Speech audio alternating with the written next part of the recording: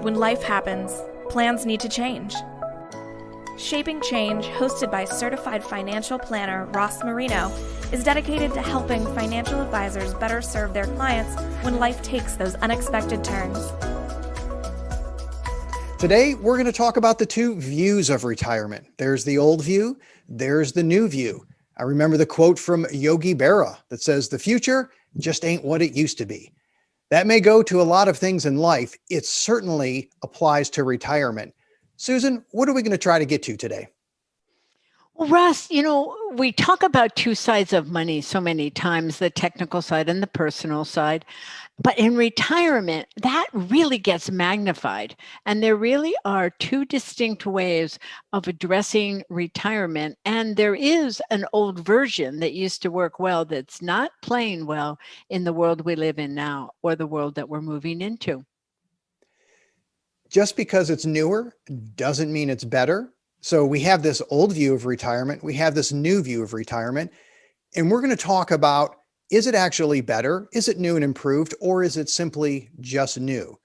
So we're going to start with what the old view is, and we'll break it down from the financial aspect and from the human aspect. So the two sides are always, there's a financial aspect and there's a human aspect. So I'm going to start off with the financial. In the old view, if you remember, people actually had pensions. Do you remember what those are? Pensions. And it wasn't just one or two people. Lots of people had pensions, and they would work for a while. Eventually they would retire, and then they would have their pension. And that was it. They were finished working. There was no more paycheck. And what they lived off of was Social Security and the pension. And they also had investments that paid income or dividends. And for many people, that was their entire source of retirement income: pensions, Social Security, and dividends. Now, I have to throw in the disclaimer, of course, nothing here is meant to be financial advice. We don't know who's listening. We don't know your situation. We will certainly talk about general principles, but it's not meant to be anything related to financial advice. So there's our old view where we had the set income, and that's it. We weren't going to work anymore. How about the old view from the human perspective? What was that like? Well, the idea was there was a set time. If you worked beyond 65, maybe that was too old to retire. So there was this idea that something happened at a magical age. And then people would think about playing golf, playing cards, maybe taking care of their grandchildren, maybe joining a book club. But it wasn't a very stimulating thing. In fact, so many people would say, I don't want to retire because retirement means you just kind of age out and die. It wasn't thought of as a dynamic time like it is now. And there were communities that were created just for the golf and cards and mahjong every day. And those communities still exist, but they look so differently today. So that is the old view, and we know that things are changing over time. That old view is being replaced, and certainly people are creating a vision, as you talk about, and they're looking towards the future. Why is that so much better for people? Because there's so much more life to live.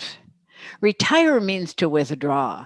It means to put something away, to no longer use it. Use this life that you've built for so many years. Why not use it? So they have very cute names like, refirement. A friend of mine says that's what she did. She refired, and she was on her third career and she stepped into the fourth. She called it was easy schedule. She called it refirement. Why not? You can make this up however you want to live this next part of your life. There's no set way to do it, no set time to do it. There aren't any rules to follow, which sounds great, but it also can be confusing. And it doesn't mean that it's easy and obvious. It's there to be discovered. And that's the excitement of this whole concept of moving into a next chapter of life, as opposed to simply no longer working, no longer drawing a paycheck, and no longer having a schedule of anything to do. When every day of the week is Saturday, it can get pretty boring. Depends upon your Saturdays, right? I actually have a friend who was a financial advisor with me probably 30 years ago. and he ended up creating a business called Every Day is Saturday. And I didn't- it was based on a conversation he had with one of his children on, gee, I wish it was Saturday. That would be so fun. And he said, every day Saturday. And he became a more engaged father. And now he lives that way, and he speaks and travels and has a really fun business related to that, because we know Saturday is different than the workday. Some financial planners will describe it as you're retiring from something, but now you have to shift your vision to, what are you retiring to? What are you going to do? And for people who are first-time listeners, I am a financial planner. I've been doing it for 30 plus years. Susan was a practicing financial planner. Now she runs an institute that trains financial planners to help them help their clients make decisions through changes in life. So if I'm going to be sitting down with my clients and I want to help them look towards the future and cast a vision for their new retirement, how would you suggest that I go about doing that? Well, again, old view, new view. It used to be about the number. And the financial services industry has great software that can calculate and project forward and project portfolios and spending rates. And so you would come up with a targeted number. That number, of course, as you know, is changing all the time because all the variables connected to that number change. But what we found is it wasn't just about the number. So when you're working with your clients, and I know you, Ross, and I know that the number is important, or all the technical things, but you spend most of your time talking about people about the life that they want to live, how they want to thrive, what is well-being going to look like at these different times. How do they get prepared for that and move into that and stay flexible? Because after all, we live in an ever-changing world. We all get that now. That's one of the post-pandemic realities. We live in an ever-changing world. So how do you thrive? You learn how to change. You learn how to move with it. And that's what you do for your clients. And in retirement, it's different because you don't have the dictates of an office schedule or the obligation to employees or to team members or to management. You have obligations to yourself. So you kind of need a thinking partner to help you figure out how to best use that beautiful asset of maybe more time. Now let's shift towards the financial aspect. So the old view, as we mentioned, was kind of a fixed income, or at least we knew where the sources were. They were the pension, Social Security, and then the income from certain investments. In the new world, it's not really as much about income. We've shifted from income to withdrawals. So whereas 20 years ago, people would ask a financial planner, how much income does this investment generate? They would want to know the interest on a bond or the dividends on some stocks. They were always asking about income. And really, I still get that question frequently, and most financial planners do.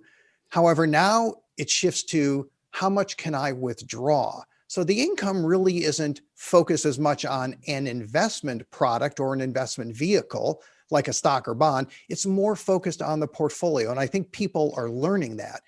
And the reason they have to do that is because the environment is simply different. We just don't have pensions like we did, and they've been replaced by 401ks. And many people have 3 or 4 401ks, or maybe they've rolled them over. They have multiple retirement accounts, and now you have to aggregate those together. So I think the challenge of the new view compared to the old view is that it isn't as simple to determine, what do I have and what can I withdraw from that? We really have to aggregate that all together. And when you can't rely on income because there just may not be enough from a portfolio, it gets a little trickier out there. So that's certainly something we have to do. It is. And I remember in the old days, we used to talk about people living on fixed income, which sounded sort of dreadful. Like they had to stay in this narrow range. And if they went beyond that, something really bad would happen. I hear people now talking about they wish that they had fixed income. They wish that they had some certainty. So, it's always different, and you have to be able to flex with it. But one of the really brilliant things that so many people have done is they find different ways to add to their income source.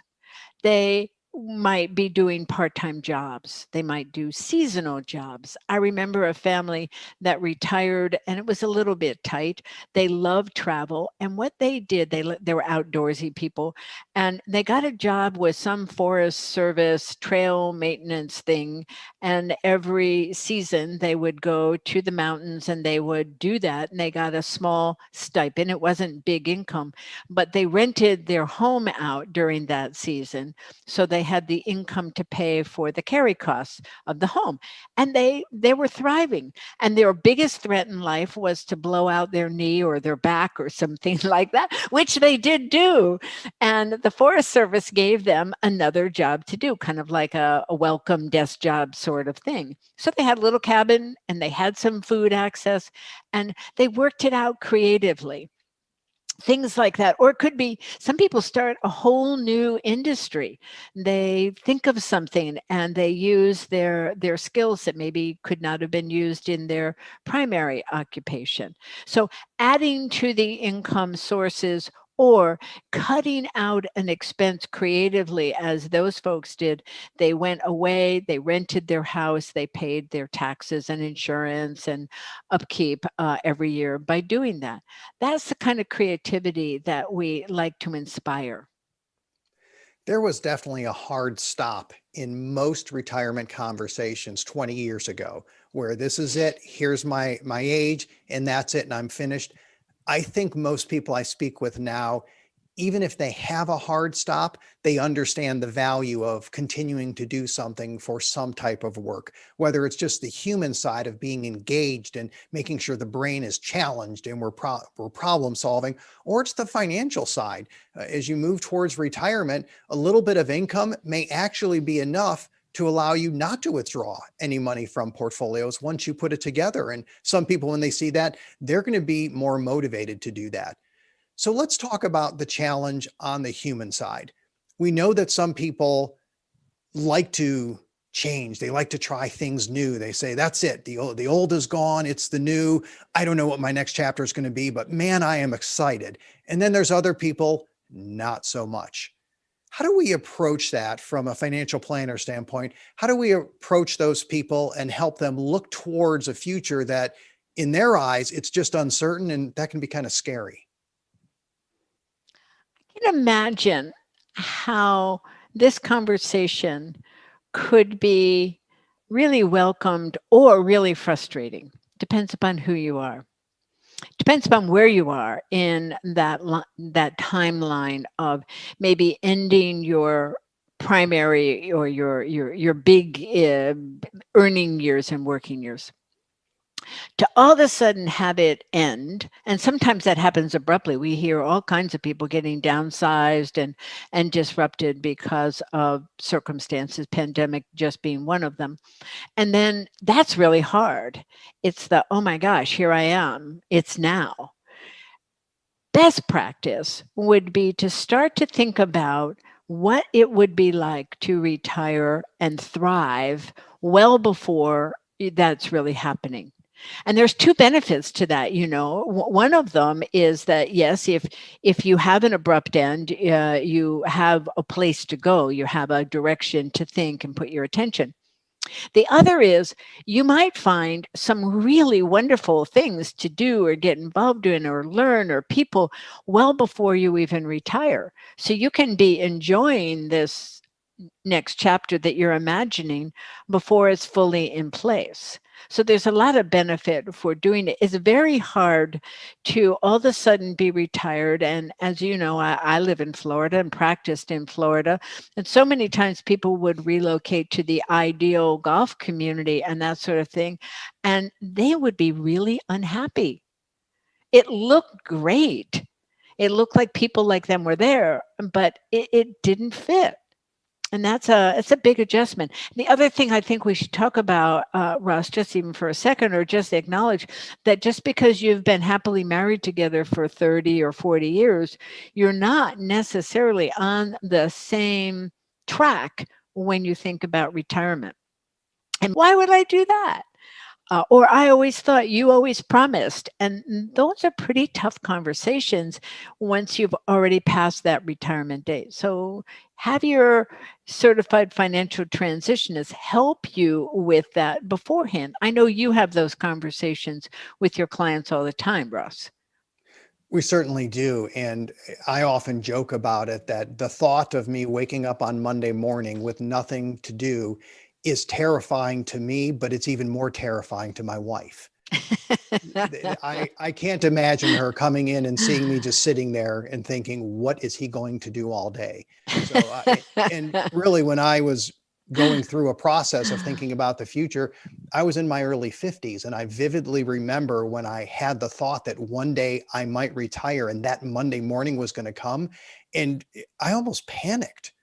And it didn't matter. I was nowhere near even thinking about retirement, but just that thought, because we live in it every day as planners, it was not a nice thought. I can't possibly imagine that. And I'm sure one day I will, but at this point, there was just no way. So as we wrap this up, we're going to look at the 10 transition takeaways. It's part of the book that you and I wrote called Shaping Change. It will be available March 2020. At the end of the book, we have 10 transition takeaways. And I'd like to pick one takeaway. I'll select one. You can select one that applies here. And let's talk about why we think it applies. Which transition takeaway would you select? That the most important questions that you have to ask in transitions just can't be answered. In fact, you might not even know the questions. So get ready for uncertainty. Get ready to be creative and start to imagine and open up to a view of things that maybe you never thought applied to you. This is a time to explore. The questions will come and the answers will come, but they're not right there right now. Excellent. I'm going to go with number 8 on our list. Life will never be the same, and neither will you. As we transition from working to retirement, we really start to see the world differently. We start to look forward to things. We don't think about work as much, but now we start thinking about other things. That impacts what I'm doing on a daily basis. It also impacts how I interact with people around me, and it influences the people around me. So just understanding that move to retirement, it's not just a matter of me on Monday morning and my wife thinking, oh my gosh, what is he going to do? But it really does impact her. It impacts our family and it impacts our relationship. Any final thoughts, Susan? I think this is a great opportunity for people to stretch a little bit and move into something that is really welcomed, regardless of your age and your circumstances. That gift to shape change is always there. So I wish everyone well. Remember to like this if you did. Post any comments. If you want us to talk about any specific topic, we'll try to answer all of them. And remember to subscribe. There'll be many more episodes coming up soon. Thank you for listening to Shaping Change with Ross Marino. This show is for general information purposes only and is not intended to provide recommendations or advice. Speak with a legal, tax, or financial advisor before making any decisions. Past performance references are historical and do not guarantee future results. Visit rlsummit.com to learn more.